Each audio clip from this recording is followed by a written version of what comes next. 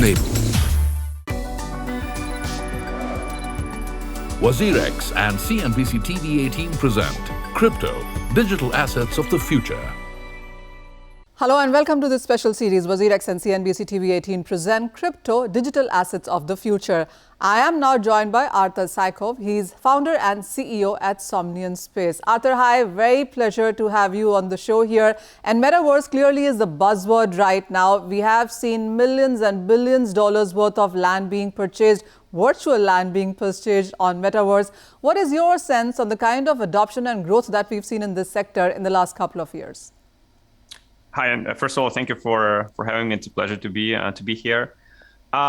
Look, I think there is definitely a new realization from people and from general public generally about what is happening in virtual worlds, and people start to slowly realize that actually digital things can be worth more for people than their maybe real life counterparts, because more and more time we spend in digital landscape. And people do value digital things inside those landscapes. So that this is not a new concept. It has been here since the dawn of internet in 2000s. But right now it's becoming more mainstream. Thus this craze / hype around the digital goods. Artur, I was reading a report from Grayscale which says that the global market for goods and services in Metaverse is soon going to be at around worth $1 trillion. I mean, is that the kind of buying, is that the kind of interest we're seeing in this market? Look, I have to actually, say that the hype around it, on one side, it's great that people do realize that there is, the future of humanity as we believe in Somnium Space is virtual reality, is digital. We'll communicate socially. On the other hand, we have to be cautious about what kind of hype is being produced and what kind of expectations people do have when they're entering the market. So I would not per se agree directly that we're looking at trillions of dollars worth of digital goods within the next 1 year. But definitely, if we look at the long run in a 10-year period, a decade, then definitely we'll get to these numbers because, as I said, people value digital things more and more in comparison to their real life counterparts. So while we do understand that internet is infinite, what's your sense on the real estate? Is that finite, infinite? Because something that is scarce is what will give you value going forward. Yeah, so that's another big misconception from the general public. Internet is infinite, but the resources which are used to run worlds like we'll see in a minute in Somnium Space, you need resources to run them. Those are servers, those are megabytes, bytes, which is stored there. There is a computing power associated with that. So in that sense, nothing is free in life. And every customer, and I hear this, I hear this conception of why would you pay for anything digital, and especially for digital real estate, if it's infinite. My answer is it's not infinite. As I said, there are resources which are coming into that. But also, if the company gives you something for free, while the company pays for that, you have to ask yourself, what's the business model behind? And if you are not paying for the service and the service is given to you for free, most of the time, you as the customer, you are a product because you are being used to become a product and then monetized later. So people have to realize that there's basically nothing for free in life.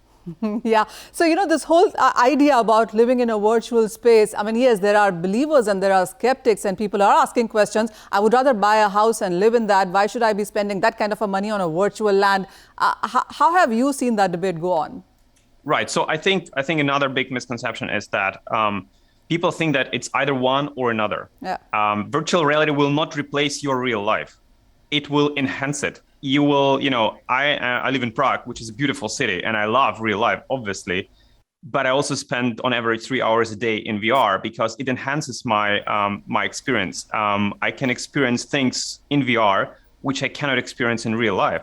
Now, especially with pandemic and other things, but even without that, you can have experiences in VR which you would never be able to have in your real life, and that's the power and true power of global social virtual reality community. Oh, well, you really are teasing us now, Artur, and we would like to have the tour of Somnium Space. If you can take us through that, and how do you do that? What does it take? What is the kind of investment into it? And what kind of a population, or what percentage of population really is on this now? Right. So generally, if we talk about general population, the percentage is still very small. In terms of and it's growing, steadily. I'm always being asked, when is this inflection point coming? I think it will never be this one moment which will, shoot VR and suddenly everybody will start using it. But VR is growing 3 digits per year already for the last 4 years, and it'll continue to do that. People will be using more and more. And more companies are investing in spatial computing, so people will be, wearing AR glasses. They'll get used to it as well. They'll start wearing VR glasses, maybe 30 minutes per day, 1 hour per day. And in terms of the hardware, you can start using. I'm using one of the best VR headsets on the market right now, but you can start with a headset which is, $300, and you can already go into Somnium Metaverse and socialize with people there. But if you want the full immersion, like I will show you in a minute, then you would have to have a PC, capable VR PC plus the headset, and then you will have the best experience you could ever have in social VR. So, Artur, you've teased us enough on how your avatar looks like on Somnium Space. How about that transformation, and you show it to us and our viewers? Yeah, absolutely. Let's do it. So I'm wearing VR headset. I'll just directly dive into VR, and I'll greet you from VR in a few seconds. Sure. So you should be seeing the virtual world right now. Yes. And hello. Yes. This is me and my drone. All right. And that is Somnium Space. All right. So what all do you have on Somnium Space? Why do not you give us a tour of what all is as of now built there? Absolutely. So I'll grab my virtual reality tablet. So kind of like a selfie mode. I'm like a VR vlogger right now, in a VR vlogger mode. And yeah, we can walk around. So I can show you, where I am. I'm standing in the city center. Everything you see in the distance, so all the buildings there, like this one and those one, everything is built by users. It's a user-generated world. They build those things on their land parcels, as we discussed. So, for example, that club or that building, everything are NFTs, blockchain tokens. They own those tokens in their wallets. So it's a decentralized economy. They control their land parcels instead of us as the central entity controlling their tokens. And they can do whatever they want there. So we can walk and see what some people are building, okay, and what we have. The beauty of this world is we're a persistent virtual reality world, meaning that everything you do here stays persistently. So if I leave an object somewhere, it stays there, and another person will see it. We're all in the same instance, so right. People always can meet. If we say, let's meet next to this lighthouse, if I agree with someone, we can always meet next to that lighthouse okay. with that person, right? So if you're from here, you can see really nicely the landscape, and the world is going on and on and on. It's very big. There are thousands and thousands of parcels which are being utilized by users. And let me think quickly. I can show you a gallery. And is this nighttime in Somnium Space right now? It's getting dark. So this is sunset. It's like a golden hour for pictures, right? So if I would want to, for example, make a picture of myself, I can click the display like this. Now you see the tablet I'm using to talk to you. Yeah. And I can say, okay, maybe we can do a beautiful focus close shot with a bokeh effect. I can do like this, and I can stand here, and I can make a picture. I can save this picture and share it with friends and have a memory like this. Yeah, now do send that to me too. So tell me, what time zone does the Somnium Space run in? I mean, if it's like the sun. It's its own time zone. So it's always 1 hour the daytime and 1 hour nighttime. So it changes constantly so throughout the day. And the main reason for that is we kind of tried various things, and it worked out really well for us to have it that way, so that people can experience sunsets, sunrises more often because they're beautiful and they want to have different time zones. So now I will show you. We're passing some buildings here. Actually, I can turn off the focus close so you can see the background better.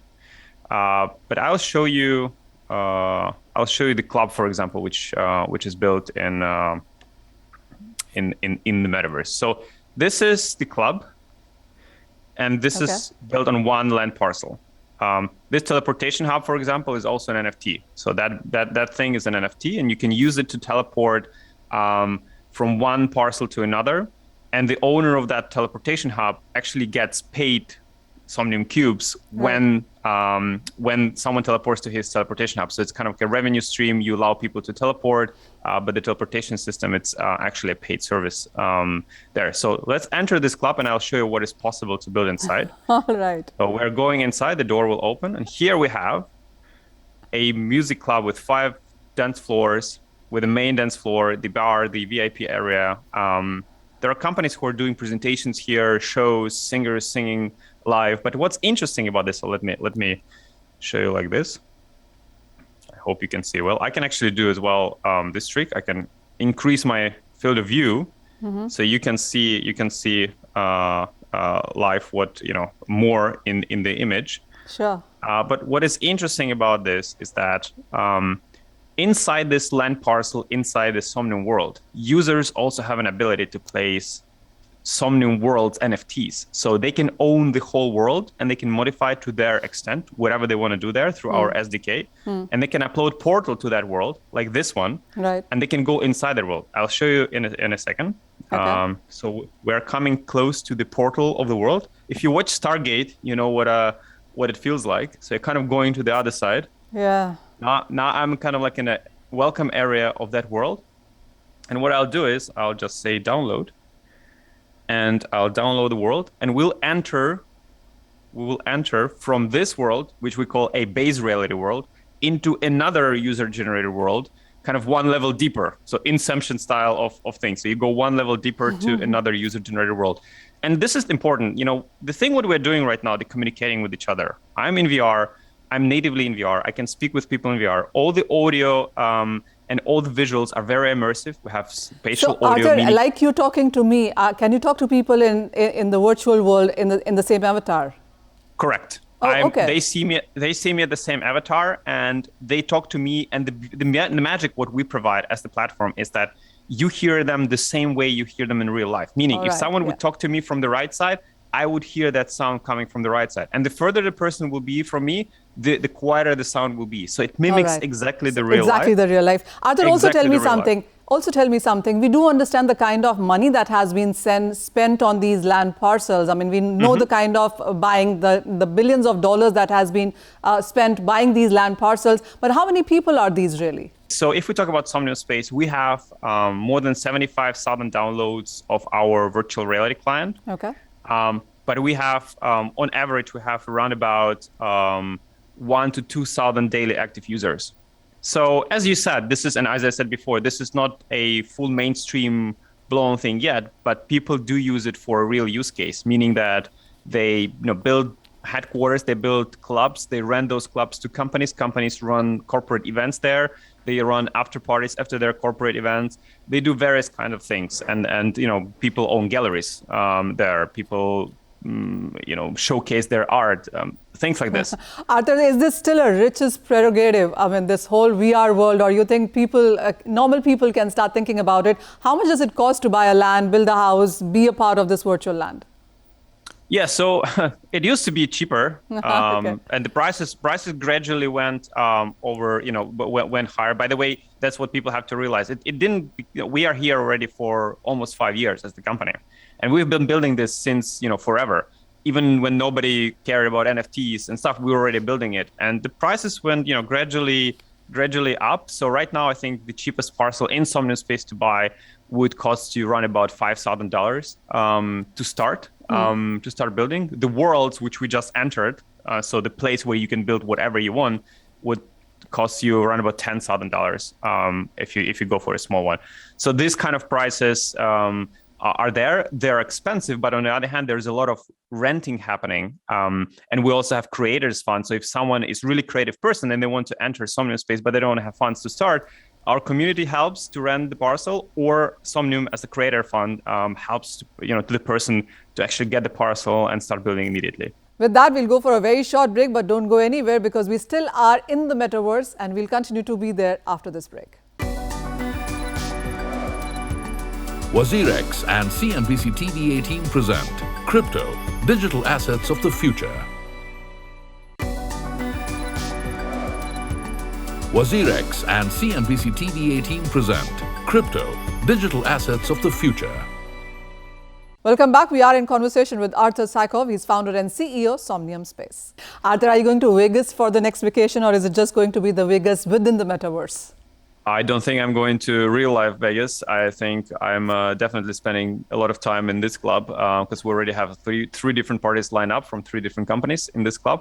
They booked this club. Yeah, I mean, as I said, real life is important, but things like this in VR, you cannot experience in real life in the form and factor and with people with whom I can experience it here, because on the average party, we have people from 12 different countries and different continents. It's impossible in real life.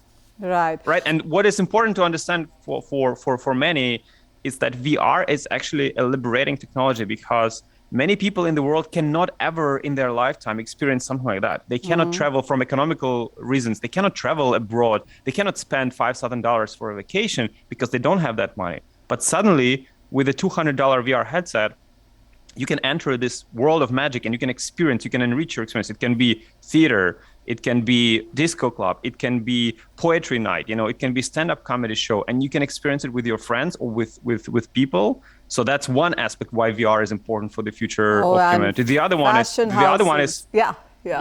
the other one is many people, and I told it on my TED talk, that many people, like 2 billion people, don't have access to banking system. Yeah. They don't have access. They cannot be economically productive. And that's very bad and for the world itself. So suddenly, with the tools we as Somnium provide, for example, they will be able to start creating, using their skills, which they have, to create those avatars, to create those beautiful clubs, to start monetizing their skills. And they will be able to become economically active, which is super important.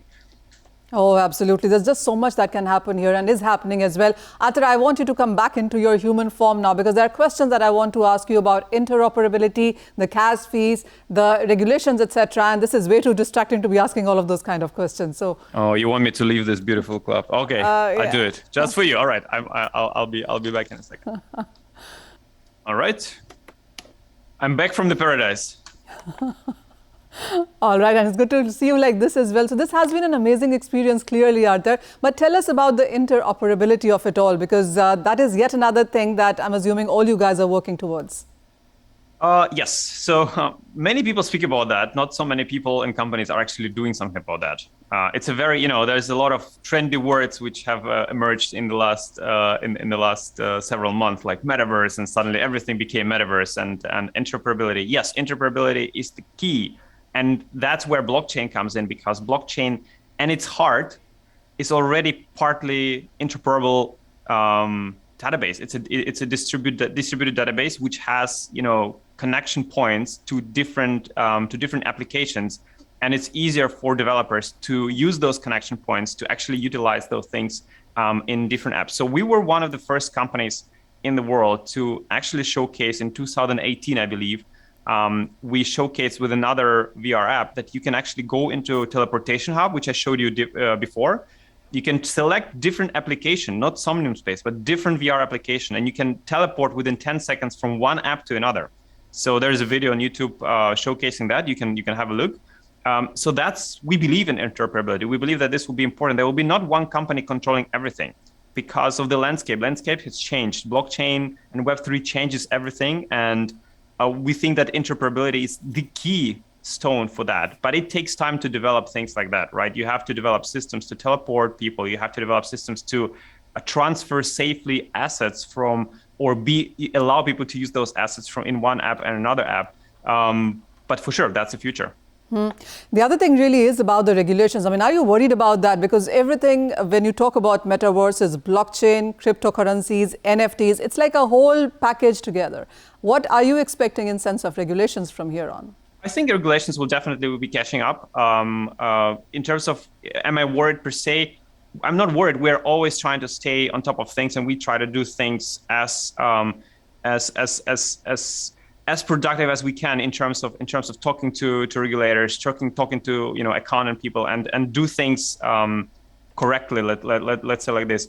I think regulators will catch up, and we actually support that because the regulations will provide more clear view for consumers, but also for the companies on how to approach these things. For us, Cube is the utility token which is used in the world by people to purchase things, to exchange the goods and services inside.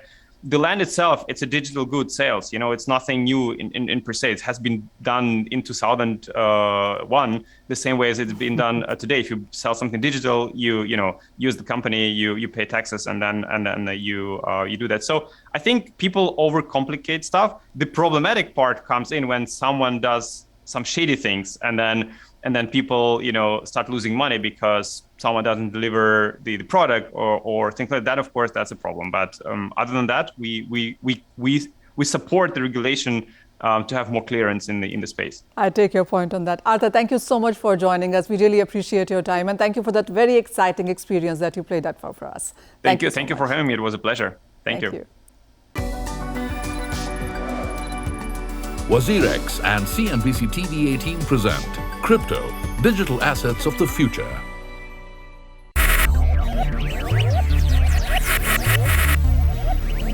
Focus, ideate, innovate, enable.